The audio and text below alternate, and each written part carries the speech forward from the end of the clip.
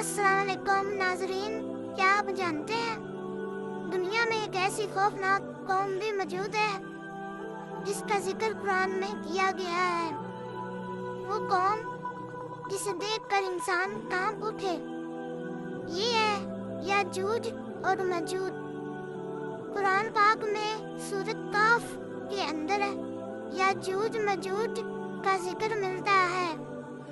ये एक निहायत ताकतवर और फसाद फैलाने वाली कौम थी।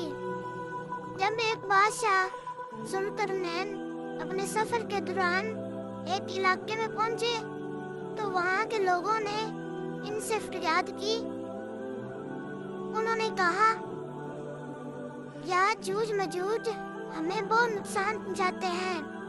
क्या आप हमारे और उनके दरमियान कोई दीवार बना सकते हैं?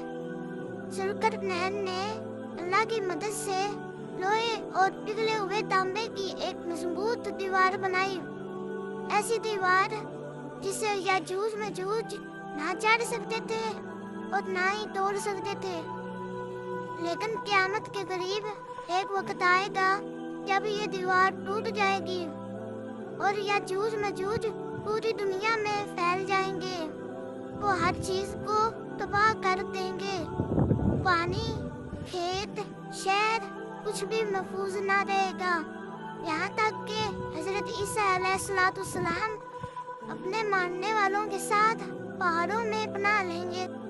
फिर अल्लाह ताला की एक खास अज़ाब भेजेगा और उसी खौफनाक कौम को खत्म कर देगा। ये वाक़या हमें याद दिलाता है कि अल्लाह की ताकत सबसे बड़ी है और क़यामत ज़रूर आने वाली है। अगर आप ऐसे ईमान अफरोज़ वाक़यात मज़ीद देखना चाहते हैं तो अभी चैनल को सब्सक्राइब और वीडियो को लाइक करना मत भूलें।